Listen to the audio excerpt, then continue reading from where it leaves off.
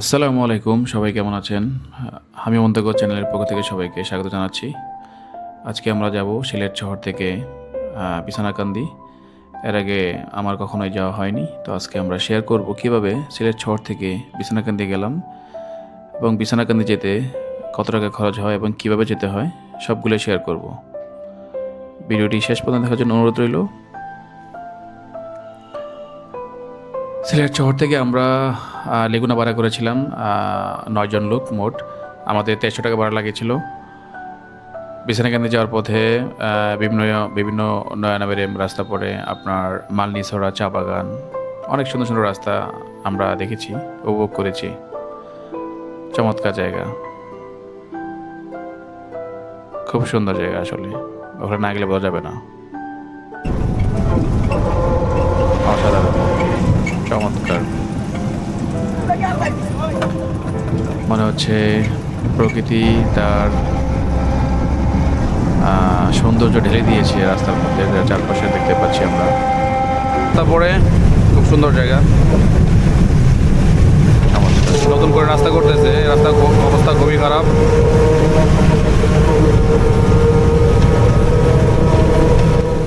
$3000 টাকায় আমরা নৌকা ভাড়া করলাম বিছানাকান্দি যাওয়ার উদ্দেশ্যে। নৌকার ভ্রমণটা ছিল অসাধারণ, চমৎকার।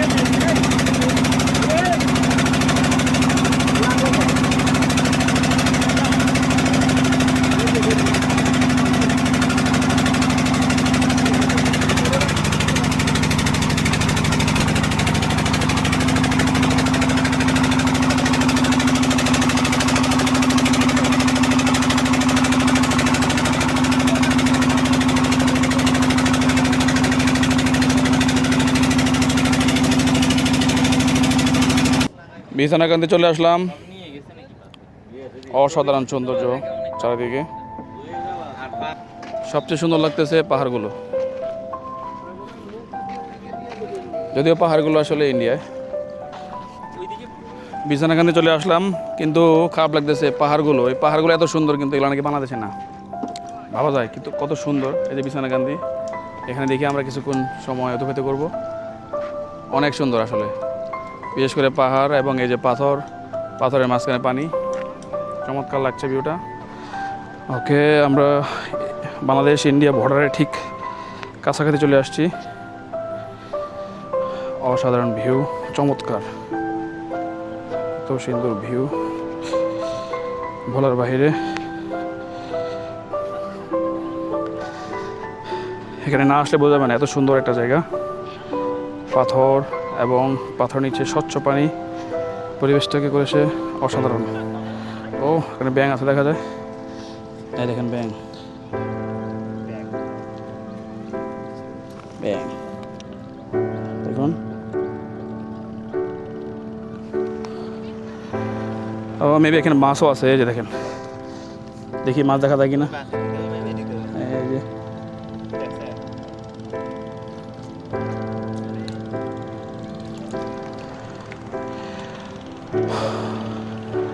ওই যে সীমানা আছে আমাদের, দেখা যাচ্ছে। চলেন আমরা একদম শেষ সীমানা চলে যাই। Let's go. অসাধারণ। এই যে ঠিক আর একটু পরেই কিন্তু আমাদের ইন্ডিয়া বর্ডার। আমরা এখন আছি বাংলাদেশ, সো সেখানেও যাওয়া যাবে। ও মাই গড, কি ঠান্ডা পানি। অস্থির অস্থির একটা অবস্থা। ওকে, আমরা আমাদের বর্ডারে চলে যাচ্ছি, 0 পয়েন্ট।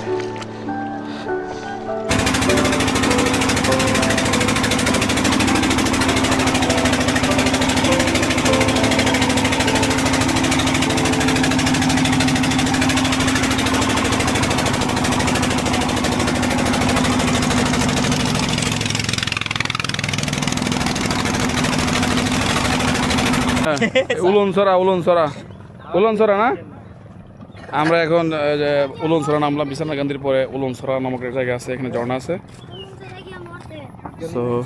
উলনছড়া এখানে বেশ কিছু পাহাড়ে পাদদেশ দিয়ে একটু হাঁটতে হয়।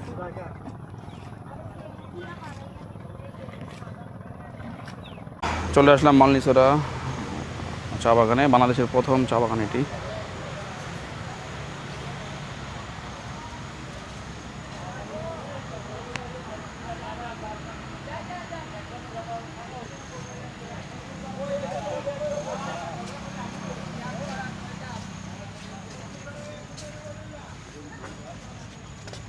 বাংলাদেশের প্রথম চা বাগান এবং প্রাচীনতম চা বাগান মালনীছড়া টি রিসোর্ট বা টি স্টেট।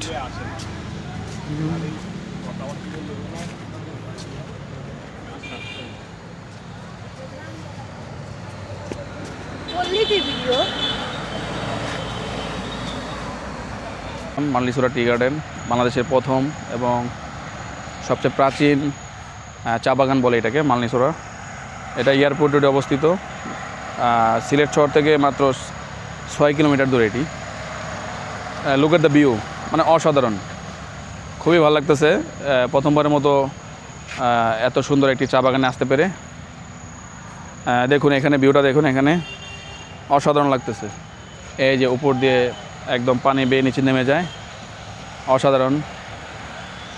এখানে এসে আমার খুব ভালো লাগতেছে। ও যারা আপনারা আসতে চান, আপনারা সিলেট শহর থেকে মাত্র 6 কিলোমিটার দূরে, ইচ্ছা করলে এখানে আসতে পারেন। যে কোনো সিএনজি অথবা অটোতে বললে চলে আসবে। এটা এয়ারপোর্ট রোড এবং এই রোডেই আপনার দৃষ্টিনন্দন আমাদের যে ক্রিকেট স্টেডিয়াম সেটা অবস্থিত। যাই হোক, ভালো থাকবেন সব।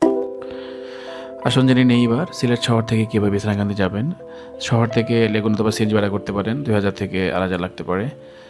সেখানে যাওয়ার পরে নৌকা ভাড়া করতে হবে বিছনাকান্দি যাওয়ার জন্য। বিছনাকান্দি স্পটে যাওয়ার পর সেখান থেকে ছোট নৌকা ভাড়া করে বিছনাকান্দির যে মূল স্পট সেখানে যেতে হবে আর কি। সবাই ভালো থাকবেন, আল্লাহ হাফিজ।